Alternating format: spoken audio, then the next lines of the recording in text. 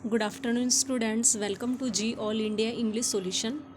Today we will discuss important question for TGT PGT Day 2. In 1838, William Wordsworth received an honorary doctorate in civil law from the University of Durham.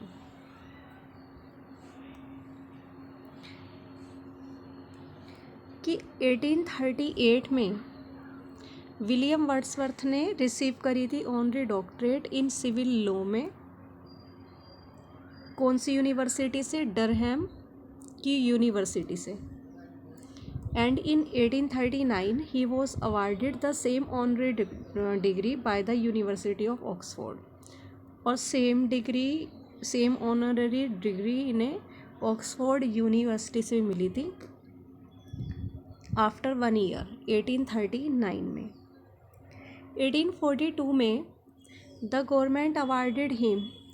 Government ने 1842 में इन्हें civil list pension दी थी 300 pounds आ year, मतलब वर्ष में 300 pounds मिलते थे उन्हें सिविल लिस्ट पेंशन के रूप में।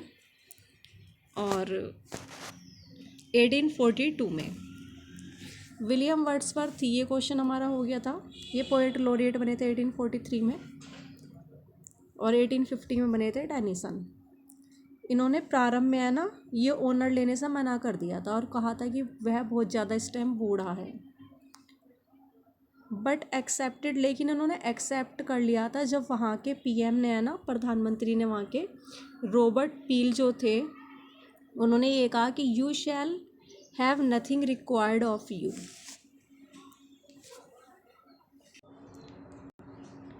विलियम वर्ड्सवर्थ जो पोएट लॉरिएट बने थे वो नो ऑफिशियल वर्सेस थे, तो William Wordsworth became the only laureate, एकमात्र वो लॉरिएट बने थे to write no official verses. तो इनकी जो वर्सेस थी ना, पोइट्री थी, वो वर्स ऑफिशियल नहीं थी, ये ओनली मतलब एकमात्र लॉरिएट थे। William Wordsworth English romantic poet थे और क्रिटिक भी जाने जाते हैं। इनके जो ब्रदर्स हैं वो हैं रिचर्ड, जॉन और क्रिस्टोफर। ये इनके ब्रदर हैं रिचर्ड, जॉन, और जॉन ही इनके फादर का नेम भी है और जॉन इनके ब्रदर का नेम भी है, या ये ऐसे भी याद हो जाएगा आपको, रिचर्ड और क्रिस्टोफर। सिस्टर इनके डोरोथी हैं।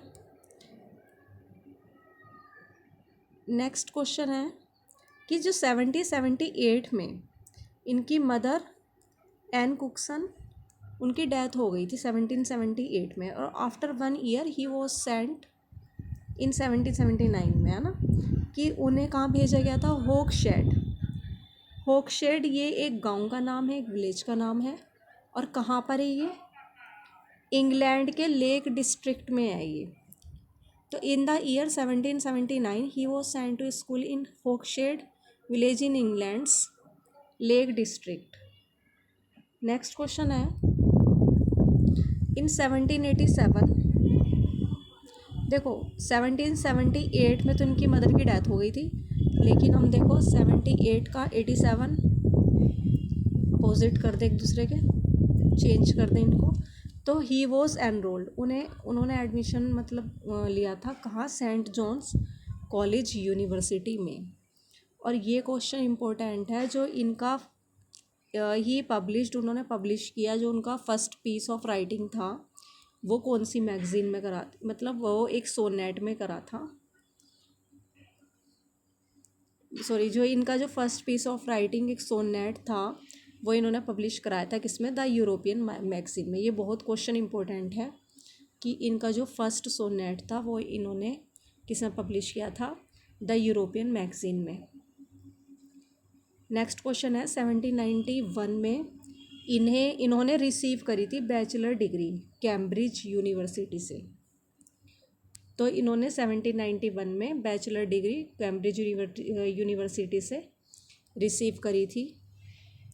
नवंबर में उन्होंने ट्रेवल करी है फ्रांस, फ्रांस में, जहाँ वो विटनेस थे middle stages of French revolution.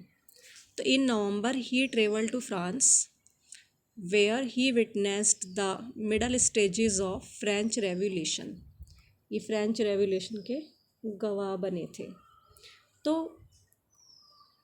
और तब जब ये वहाँ गए थे फ्रांस में, तो ये प्रेम करने लगे थे एक फ्रेंच वुमेन जिसका नाम था एनेट वेलन।